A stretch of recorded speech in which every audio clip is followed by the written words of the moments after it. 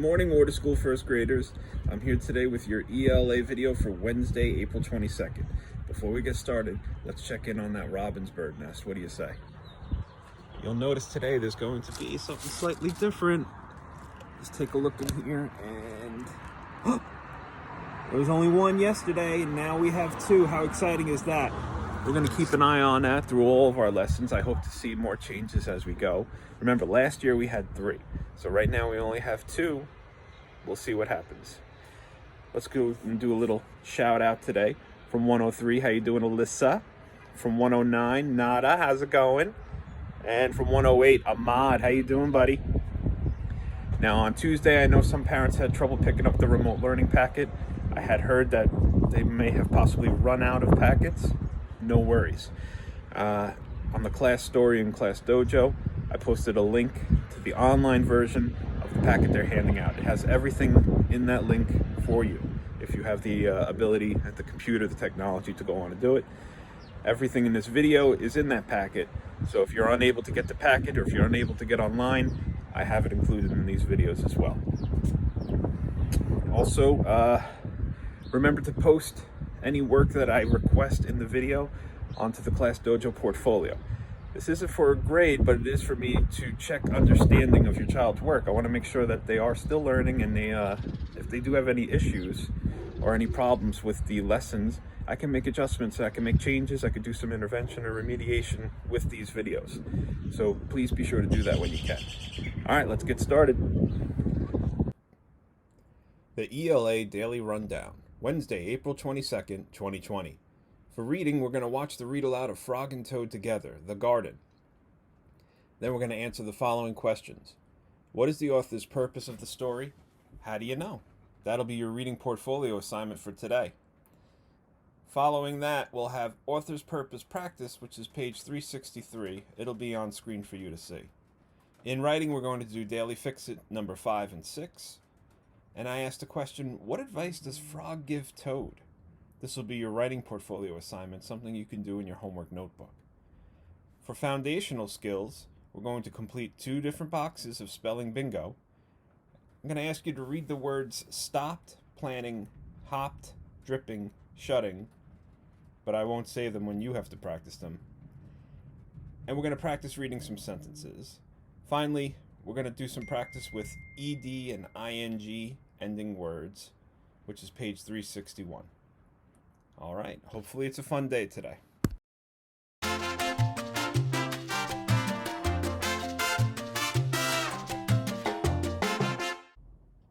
Frog and Toad Together by Arnold Lobel. The Garden. The genre is animal fantasy, and in an animal fantasy, animals say and do things that people might say and do. Frog was in his garden. Toad came walking by. "What a fine garden you have, Frog," he said. "Yes," said Frog, "it is very nice, but it was hard work." "I wish I had a garden," said Toad. "Here are some flower seeds. Plant them in the ground," said Frog, "and soon you will have a garden." "How soon?" asked Toad. "Quite soon," said Frog. Toad ran home. He planted the flower seeds. "Now, seeds," said Toad, "start growing." Toad walked up and down a few times. The seeds did not start to grow. Toad put his head close to the ground and said loudly, "Now, seeds, start growing." Toad looked at the ground again. The seeds did not start to grow. Toad put his head very close to the ground and shouted, "Now, seeds, start growing!" Frog came running up the path. "What is all this noise?" he asked. "My seeds will not grow," said Toad. "You are shouting too much," said Frog. "These poor seeds are afraid to grow." "My seeds are afraid to grow?" asked Toad. "Of course," said Frog. "Leave them alone for a few days. Let the sun shine on them. Let the rain fall on them. Soon your seeds will start to grow." That night, Toad looked out of his window. "Drat," said Toad. My seeds have not started to grow. They must be afraid of the dark. Toad went out to his garden with some candles. I will read the seeds a story, said Toad. Then they will not be afraid. Toad read a long story to his seeds. All the next day, Toad sang songs to his seeds. And all the next day, Toad read poems to his seeds.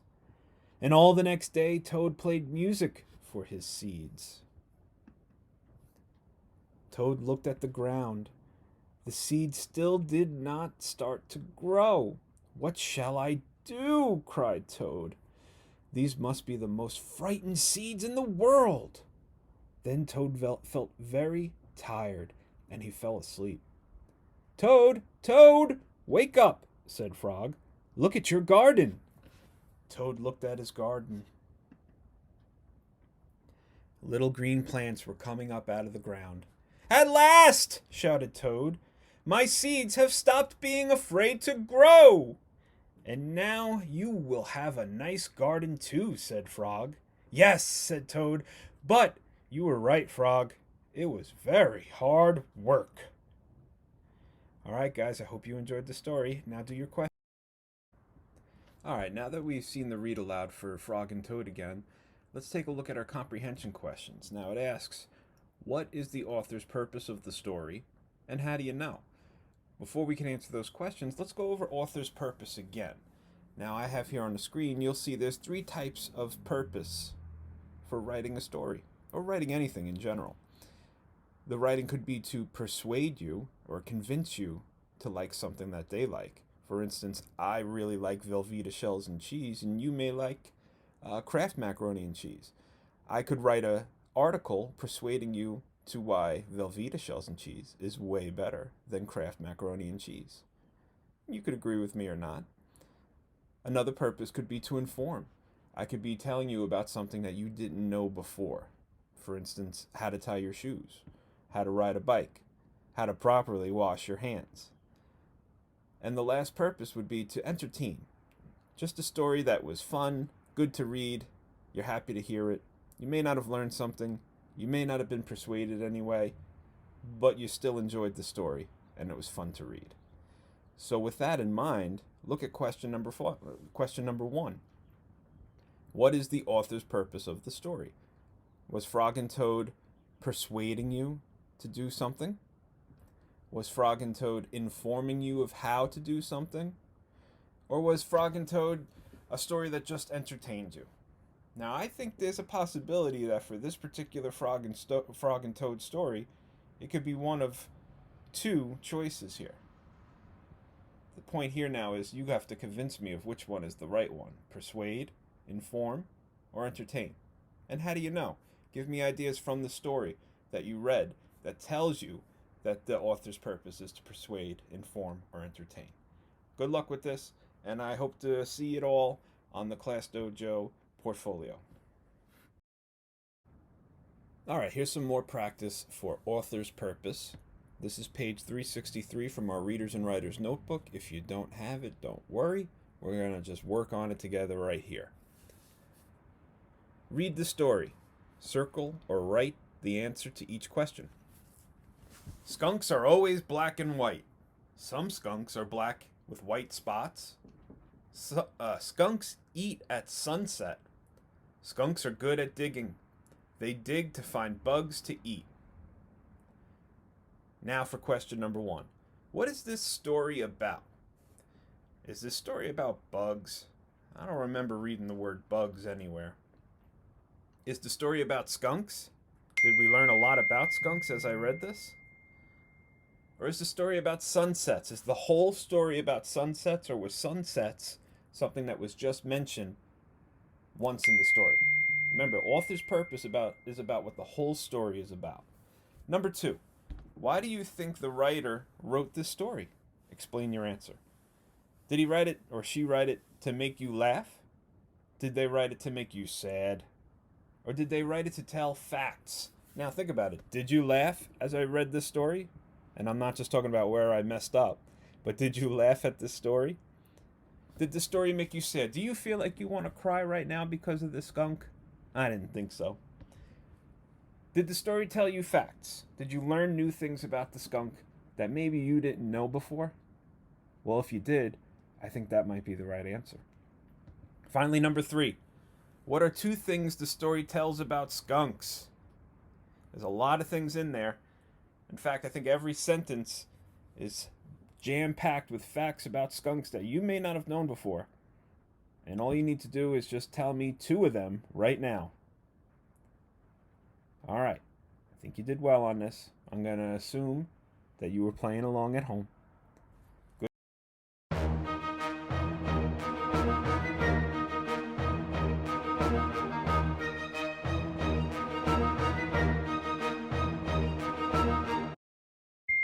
The Daily Fix-It. All right, here's numbers 5 and 6 for the Daily Fix-It. You know what you have to do. You have to rewrite these sentences and correct the mistakes. Now, the mistakes could be misspellings, the word is spelled incorrectly. The mistake could be improper punctuation or no punctuation that you have to add. It could be the fact that the word does not have a capital letter when it needs to have one. You need to figure that out. I know you know how to do this. I know you're going to be excellent at this. Good luck, and I can't wait. All right, here's our writing question of the day. This can be completed in your homework notebook and will be your writing portfolio assignment in Class Dojo for today. The question is, what advice does Frog give Toad? What does that mean? What I want to know is, what did Frog say to Toad in the story that helped him grow his garden? What did he tell him he should do so his plants and seeds will grow? That's what advice is. Answer this in 2 sentences in your homework notebook. Send a pic to my writing portfolio on Class Dojo. I'll give you some feedback. I can't wait to.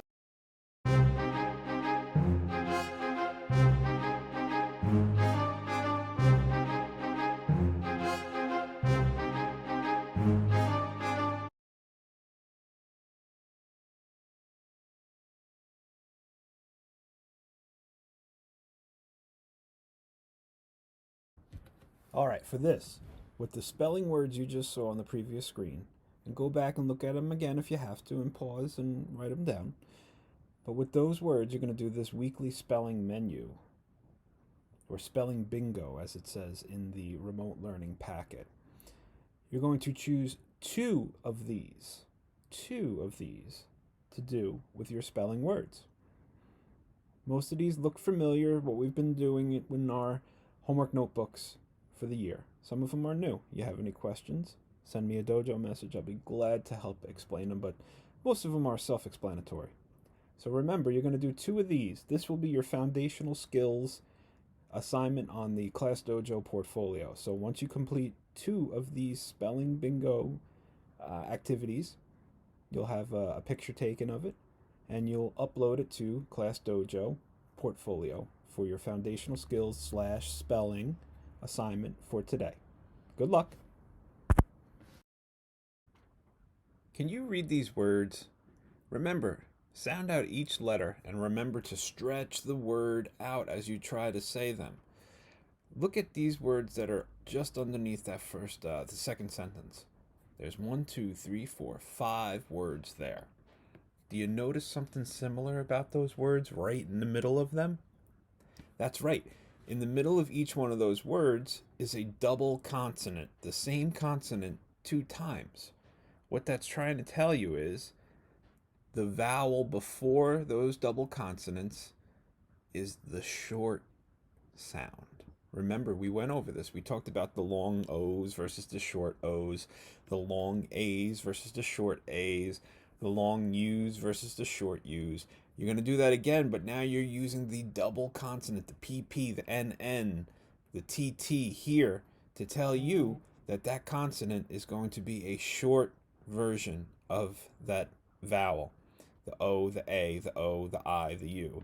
You're going to do the short version of that vowel when you try to say this word. Then, when you get these words down, I want you to practice reading these sentences below. Good luck.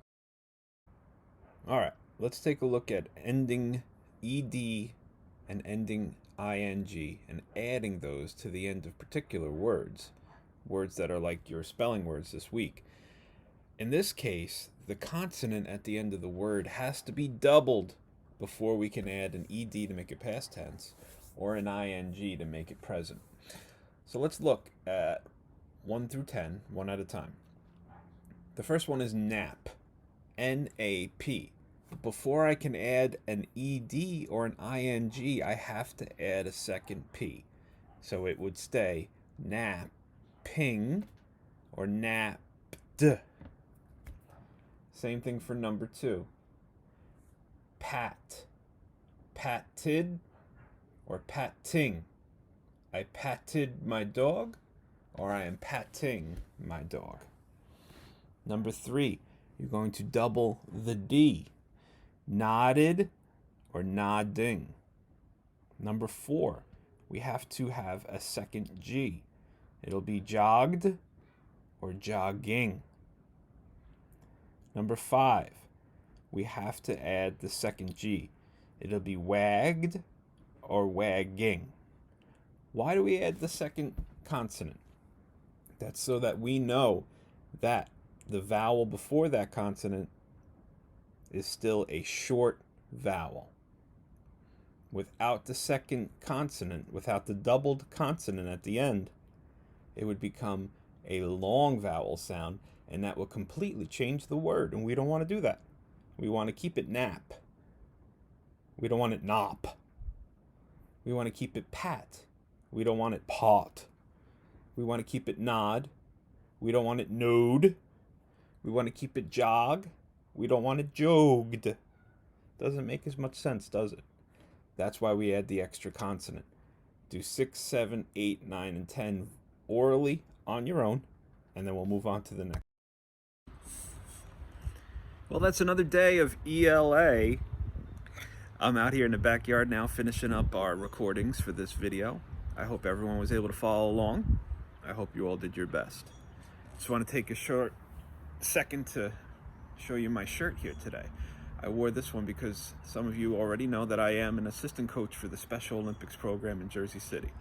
There's some fantastic athletes in that program. Unfortunately, that's been canceled too this year. So I just wanted to do my own little version of a shout out for my Area 1 Hudson County, Jersey City Public Schools Special Olympic athletes. I miss them all very much, just like I miss you all too. All right, I'll see you tomorrow for another daily ELA video. Bye.